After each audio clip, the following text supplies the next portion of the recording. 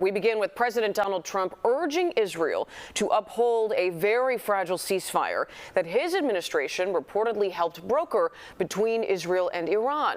CBS's Natalie Brand reports from the White House.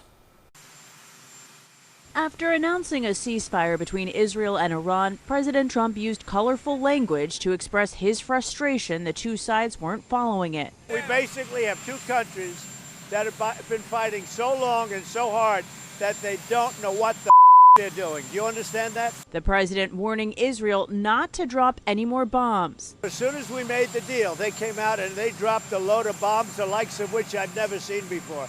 The biggest load that we've seen. I'm not happy with Israel. Ahead of the ceasefire, there are some attacks right now. We can hear them. Israeli defense forces say they struck targets in Tehran, killing hundreds of security forces. Iran then fired back with missile strikes that killed 4 citizens in Beersheba.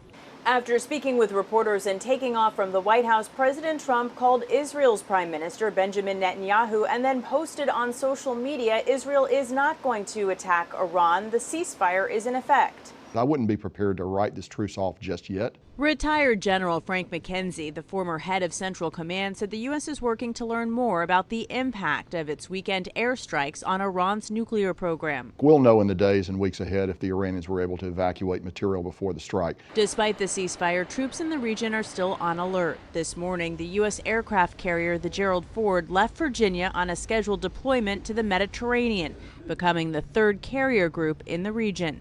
Natalie Brand, CBS News, the White House. Some Americans have been caught in the chaos of the tense situation in the Middle East, and that includes a Chicago family. Our Marissa Perlman live in her newsroom with their story and the latest developments. Marissa? Good morning, Marie. Well, you heard from President Trump there that he's not happy that Israel fired fresh rockets at Iran, now saying both sides violated that ceasefire agreement. But as of this hour, the truce remains in effect. Here's DePaul Professor Tom Makaitis on the possibility of a lasting ceasefire.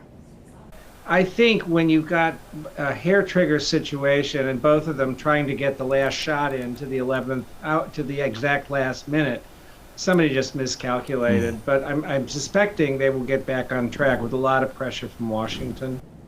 In the meantime, the Albert family from Chicago had been stranded in Israel when this conflict started. They've now made it back home. Rachel Albert was stuck in Israel with her husband, her 2 teen sons, and her 80-year-old mother. They were there for her son's bar mitzvah trip to Israel. They shared video with us, filming missiles in the night sky here in Israel, desperately trying to get home. The family crossed from southern Israel into Jordan, found 5 seats on a chartered plane to Paris, and finally flew to O'Hare, arriving late Friday. That's 40 hours of travel, tens of thousands of dollars in travel expenses, too. Rachel says she received few answers from the U.S. State Department. We were frustrated with the lack of options that the government was providing to us, especially as we were in the Jordanian airport and there were some European constituents whose embassies had sent planes. Now, communication did come for students at Northwestern's campus in Qatar who got these warning texts here from school officials hours before the missiles. And Chicagoans marched in the streets in Federal Plaza just moments after the president announced that temporary ceasefire agreement, but one that came well after the Alberts' self-evacuation.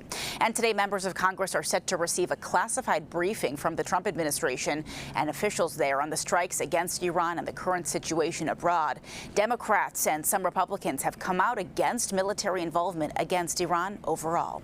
For now, we're live in the newsroom. Marissa Perlman, CBS News, Chicago. Marissa, thank you.